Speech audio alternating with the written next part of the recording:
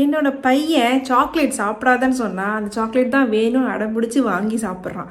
இதுவே ஹோம்ஒர்க் எழுதுகிற கண்ணான்னு சொன்னால் ஹோம்ஒர்க்கு எழுதவே மாட்டேங்கிறான். ஃப்ரெண்ட்ஸோட போய் ஊர் சுற்றாதீங்கன்னு சொன்னால் கண்டிப்பாக நான் ஃப்ரெண்ட்ஸோடு தான் போய் விளையாடுவேன், ஒரே அடம். ஸோ இந்த மாதிரி நிறைய கன்ஃபியூஷன்ஸ் உங்கள் வீட்டுக்குள்ளேயும் இருக்கும். என்னடா நான் சொல்கிறத என் பையன் கேட்கவே மாட்டேங்கிறான், நான் பண்ணாதன்னு சொல்கிறதெல்லாம் அவன் பண்ணுறான், பண்ணுன்னு சொல்கிறதெல்லாம் பண்ணவே மாட்டேங்கிறானே அப்படிங்கிற டவுட் உங்கள் எல்லாருக்குமே வரும். இது எல்லாருமே நம்ம ஃபேஸ் பண்ணிகிட்ருக்கோம். ஸோ இது எப்படி ஹேண்டில் பண்ணுறது, குட்டி குட்டி சின்ன ஒரே ஒரு ட்ரிக்ஸ் தான் இந்த வீடியோக்குள்ளே சொல்ல போகிறேன். இது எப்படி ஹேண்டில் பண்ணலாம், இதுக்கு பின்னாடி இருக்க சயின்ஸ் என்ன அப்படிங்கிறது தான் பார்க்க போகிறோம். வீடியோக்குள்ளே போகிறதுக்கு முன்னாடி என்னோடய சேனல் சப்ஸ்கிரைப் பண்ணி பார்த்துட்ருக்க எல்லாருக்கும் ரொம்பவே தேங்க்யூ. சப்ஸ்கிரைப் பண்ணாமல் பார்த்துட்ருக்கீங்கன்னா ப்ளீஸ் கண்டிப்பாக சப்ஸ்கிரைப் பண்ணி பாருங்கள், அப்போ தான் எனக்கும் சப்போர்ட்டிவாக இருக்கும். இந்த வீடியோ பிடிச்சிருந்தா கண்டிப்பாக லைக் பண்ணுங்கள், உங்கள் ஃப்ரெண்ட்ஸ்க்கும் ஷேர் பண்ணுங்கள். நான் ஷரண்யா, சைல்டு அண்ட் அடல்ட்ஸ் கவுன்சிலராக இருக்கிறேன். வாங்க வீடியோக்குள்ளே போகலாம்.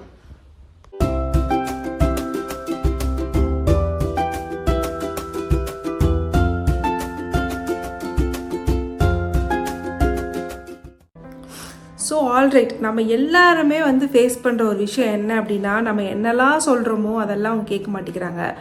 ஆனால் பண்ணாதன்னு சொல்கிறதெல்லாம் பண்ணுறாங்க. எப்படி என்ன எக்ஸாம்பிள் அப்படின்னா, இப்போ உன் ஃப்ரெண்ட்ஸ் கூட போய் விளையாடக்கூடாது, இன்றைக்கி எக்ஸாம் இருக்குது, நீ படிக்கணும் அப்படின்னா ஃப்ரெண்ட்ஸ் கூட போய் விளையாடுவாங்க. அதே மாதிரி படிக்கவே மாட்டாங்க.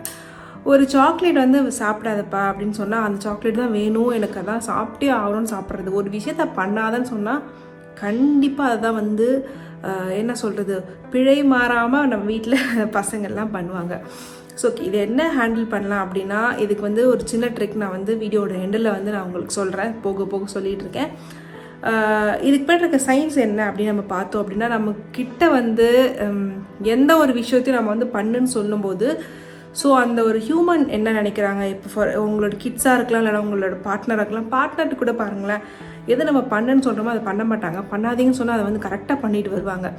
ஸோ இது என்ன இதுக்கு பின்னாடி இருக்குது அப்படின்னா, நம்மளோட இப்போ உங்ககிட்ட யாரோ ஒருத்தவங்க சொல்கிறாங்க அப்படின்னா உங்களுக்கு எப்படி இருக்கும் அப்படின்னா, நம்மளோட ஃப்ரீடம் யாரோ தட்டி பறிக்கிற மாதிரி ஒரு ஃபீல் வரும். அப்படி நம்ம நினைக்கவே மாட்டோம், நம்ம பார்ட்னர்கிட்டயோ நம்ம குழந்தைங்கள்ட்டையோ இல்லை குழந்தை நம்மகிட்டயோ, பட் ஒரு ஃபீல் வரும். இதுதான் சைக்காலஜியில் ரிவர்ஸ் சைக்காலஜின்னு சொல்கிறது. இந்த இதில் எப்படி அப்படின்னா, இப்போ உங்ககிட்ட ஒரு விஷயத்த பண்ணேன் அப்படின்னு சொல்லும் போது நம்ம ஒன்று யோசிச்சு வச்சுருக்கோம், ஏன் நமக்கு தெரியாத அது பண்ணணுன்ட்டு, ஏன் இவங்க நம்மக்கிட்ட சொல்கிறாங்க, நம்ம எல்லாம் பண்ணக்கூடாது அப்படிங்கிற ஒரு தாட் டக்குன்னு சொல்லும் போது நம்மளோட மைண்டுக்கு வரும். ஸோ அதை தான் நம்ம பண்ணுவோம். ஒன்று எது பண்ணாதான்னு சொல்கிறோமோ அதை பண்ணி தான் பார்ப்போமே, இவங்க யார் நமக்கு சொல்கிறது அப்படிங்கிற ஒரு மைண்ட் ஒரு இதே தான் கிட்ஸுக்கும்.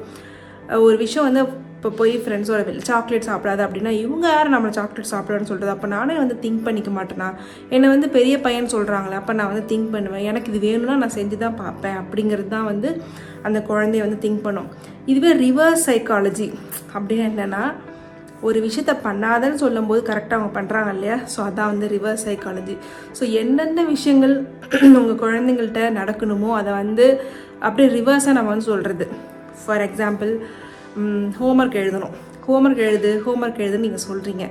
என்ன இவங்க எப்போ பார்த்தாலும் ஹோம்ஒர்க் எழுதுன்னு சொல்கிறாங்க, நம்மளை கவனிக்க மாட்டாங்க, நமக்கு விளையாடுறது ரொம்ப இம்பார்ட்டன்ட் இல்லையா, அதை கவனிக்க மாட்டாங்க, எதுக்கு ஹோம்ஒர்க் எழுதணும்னு சொல்கிறாங்க, அடம் பிடிச்சி தான் பார்ப்போம், நம்மளாம் எழுதக்கூடாது ஹோம்ஒர்க், எதுக்கு இவங்க சொன்னதை நம்ம செஞ்சிட்டோன்னா நாளைக்கு திரும்ப இவங்க சொல்கிறத நம்ம செய்யணும்னு நினைப்பாங்க, ஸோ அதனால் நம்ம பண்ணக்கூடாது அப்படிங்கிற ஒரு தாட் அவங்களுக்கு வந்துடும்.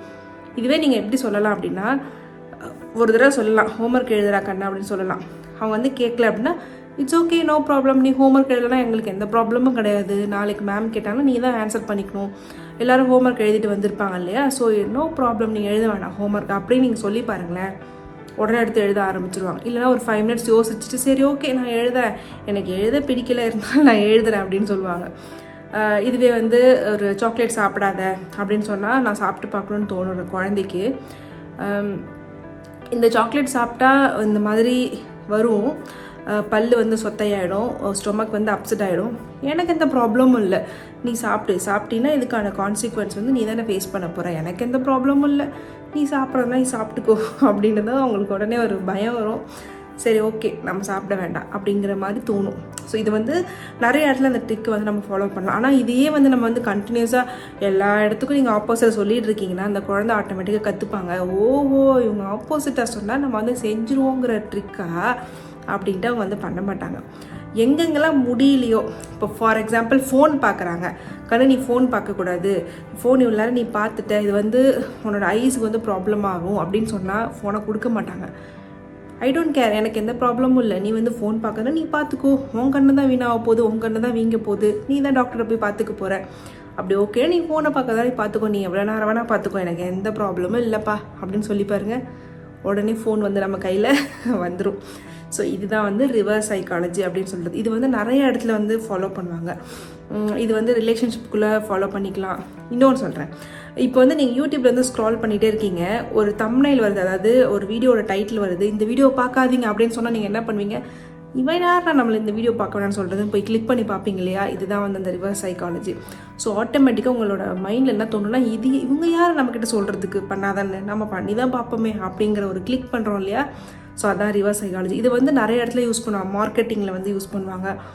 ஸோ இந்த பொருளை நீங்கள் வாங்கி ட்ரை பண்ணி பார்க்காதீங்க அப்படின்னு சொன்னால் நம்ம வாங்கி தான் பார்ப்போமே அப்படிங்கிறது. இந்த விஷயத்தை நீங்கள் வந்து பண்ணாதீங்க, பண்ணி தான் பார்ப்போமே. இந்த ஒரு புக் வந்து ரீசெண்டாக நல்லா சேல் ஆச்சு. அந்த புக்கில் என்ன போட்டிருப்பாங்கன்னா, தயவு செஞ்சு இந்த புக்கை வாங்காதீங்க அப்படின்ட்டு. ஆனால் வந்து அந்த வருஷத்தில், அந்த பப்ளிஷ் ஆன வருஷத்தில் அதிகமாக சேலான புக் அதுதான். இதுதான் வந்து அந்த சைக்காலஜி. ஸோ கண்டிப்பாக இந்த குட்டி குட்டி ட்ரிக்ஸை நீங்கள் வந்து யூஸ் பண்ணி உங்கள் குழந்தைங்கள, இப்போ ஸ்கூலுக்கு போகலை அப்படின்னா இட்ஸ் ஓகே, நீ போகலாம் பரவாயில்ல, நீ தானே ஃபேஸ் பண்ண போகிற, நிறைய லெசன்ஸ் வந்து நடத்தாமல் நீ வந்து ஆப்சண்ட் ஆகிருப்ப, நீ இப்போ எழுதணும், அதுக்கான லெசன்ஸ் வந்து இன்கம்ப்ளீட்டாக இருக்கும், நீ உன் ஃப்ரெண்ட்ஸை பார்த்து எழுதணும், உனக்கு தானே ஒர்க் பர்டன் ஆக போகுது, இட்ஸ் ஓகே, எனக்கு எந்த ப்ராப்ளம் இல்லை, நீ ஸ்கூலுக்கு போகலன்னா போக வேண்டாம் அப்படின்னு சொல்லிட்டு பாருங்கள். ஓகே நான் போகிறேன், அவங்களுக்கு வந்து போகணுன்னு தோணிடும், பட் நம்மக்கிட்ட விட்டு கொடுக்க முடியாது இல்லையா, அவங்க ஈகோ, அதனால் ஓகே நான் போகிறேன் அப்படின்னு சொல்லுவாங்க. ஸோ ஏன்னா எல்லா இடத்துலையும் வந்து யூஸ் பண்ணாதீங்க. எங்கே உங்களால் அந்த ட்ரிக்கை ஃபாலோ பண்ண முடியல, ஸ்க்ரீன் டைம்லையோ இல்லை ஸ்கூலுக்கு அனுப்புறதுலையோ இல்லை ஒரு ஹெல்தி ஃபுட் சாப்பிட வைக்கிறதுலையோ, ஹெல்தி ஃபுட் இது நல்ல ஃபுட்ப்பா சாப்பிடுப்பான்னு சாப்பிட மாட்டாங்க. இது நீ சாப்பிட்டீங்கன்னா உன் உடம்புக்கு நல்லது, சாப்பிடாட்டி யாருக்கு எந்த ப்ராப்ளமும் இல்லை, நான் சாப்பிட்டேன் என் உடம்புக்கு ஸ்ட்ரென்த் வரப்போகுது அப்படின்னு சொன்னால் ஆட்டோமேட்டிக்காக சாப்பிடுவோம். ஸோ இது மாதிரி அந்தந்த இடத்துல யூஸ் பண்ணிக்கலாம். அதுக்காக நான் வந்து இந்த ரிவர்ஸ் சைக்காலஜி யூஸ் பண்ணுறன்ற பேரில் ஒரேடே லெக்சரை நம்ம போட்டோம் அப்படின்னா அது வந்து ஒர்க் அவுட் ஆகாது. உங்களுக்கு இந்த வீடியோ யூஸ்ஃபுல்லாக இருக்குன்னு நினைக்கிறேன். யூஸ்ஃபுல்லாக இருந்துச்சுன்னா கண்டிப்பாக லைக் பண்ணுங்கள், மறக்காமல் சப்ஸ்கிரைப் பண்ணுங்கள். இதே மாதிரி வேறு ஒரு டாப்பிக்கில் நெக்ஸ்ட் வீக் மீட் பண்ணலாம். Bye, take care, be positive.